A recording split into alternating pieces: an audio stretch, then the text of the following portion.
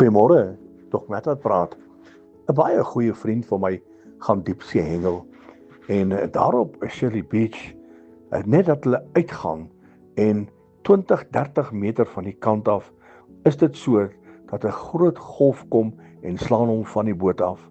En toe hy in die water beland, gaan die skipper en hy maak 'n draai om my vriend op te laai.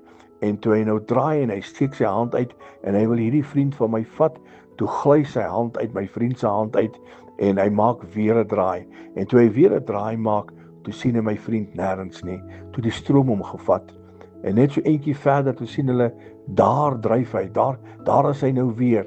En hulle het hom toe nou uit die water uitgetrek en al die noodhulp probeer doen, maar hy het dit nie gemaak nie. En dit was vir my hartseer om te begrawe. Maar aan die einde van die dag, as ek so terugsit en ek dink aan wat gebeur het, toe hy sy hand uitgesteek het en die skipper sy hand gevat het en sy hand uitgegly het, toe is dit verby gewees.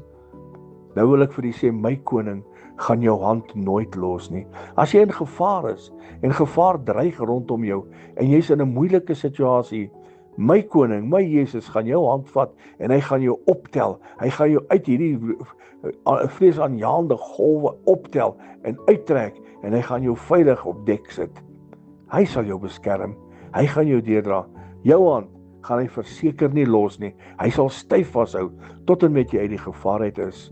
So as jy voel daar's gevaar wat dreig in jou lewe en jy voel jy gaan 'n baie moeilike tyd deur, steek jou hand uit. Jesus is daar. Hy's daar om jou hand te vat.